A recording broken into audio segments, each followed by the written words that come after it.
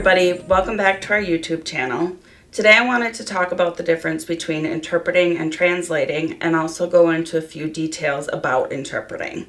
So the difference between an interpreter and a translator has to do with the spoken language and conversational language versus a written text.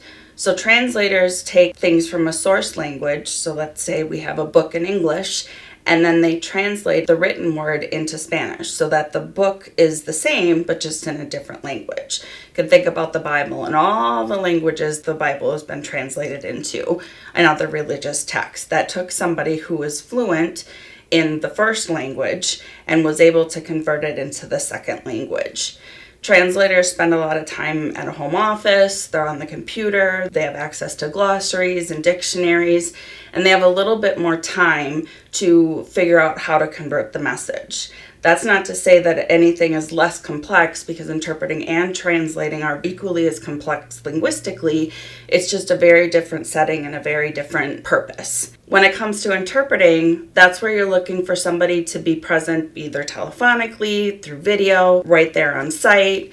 And so then you're looking at a different skill set because you're taking the message in the moment and being able to speak in another language and get it to the target. So both have source language and target language. It's just spoken as interpreting and written as translation. One thing that you'll notice about interpreting is there's two voice of the speaker. And when you're dealing with a professional interpreter, for most circumstances, they're going to use first person, which might catch you off guard a little bit. And let me explain that. So in first person, if I say, I went to the grocery store, in the target language, I'm going to say, I went to the grocery store. So if you're working with an interpreter, at first it might seem weird because you asked in the healthcare setting a patient, where did you go yesterday? They say, I went to the grocery store. And what you're going to hear back is, I went to the grocery store. And the reason we use that is so that you start to focus on your patient and the interpreter starts to fade into the background.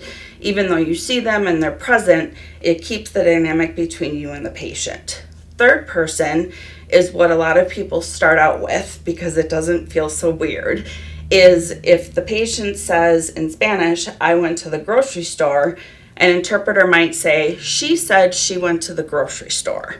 And so the complexities of the thought gets a little bit harder because now you're having to convert a message that wasn't exact into another language.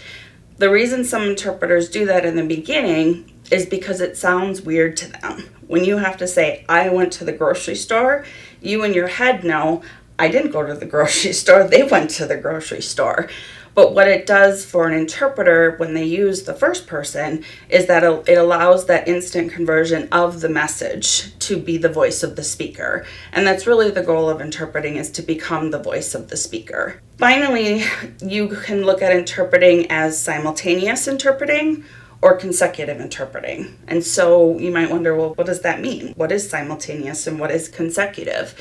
And simultaneous, if you think of the UN, or conferences, you see people with their headsets on, you have all the diplomats there, and you have all of these interpreters simultaneously interpreting what's being said. It might happen in a court setting, and it can happen in healthcare, but it's a little less often. In the healthcare setting, we like to use consecutive. And so consecutive is the provider speaks, the interpreter converts the message to the patient, then the patient responds, interpreter converts the message to the provider, and it goes back and forth. And so in a healthcare setting, that's usually the easiest to do and most effective. It's not even easier. Consecutive interpreting and simultaneous are equally as challenging, just in different ways. But in a healthcare setting, when you're in a small environment, people are talking back and forth. If you're trying to speak to the patient and you have something longer to say, and in the background you hear the interpreter interpreting everything, it can really throw communication off. So when there's bidirectional conversation, consecutive interpreting really does work best.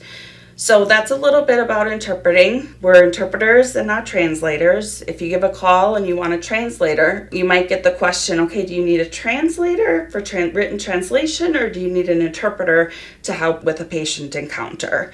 We like to use consecutive versus simultaneous for the most part. There are variations, but that's for ease of communication when it's bidirectional and it's happening in the moment. And so there you go. That's the difference between interpreting and translating. A little bit of the basics about interpreting. Would love to hear your feedback. If you worked with an interpreter before, how has it gone? If it's new to you, what do you think? And let's keep the conversation going. If you like the video, be sure to comment, like, and subscribe, and we'll see you soon. Have a great day, everybody.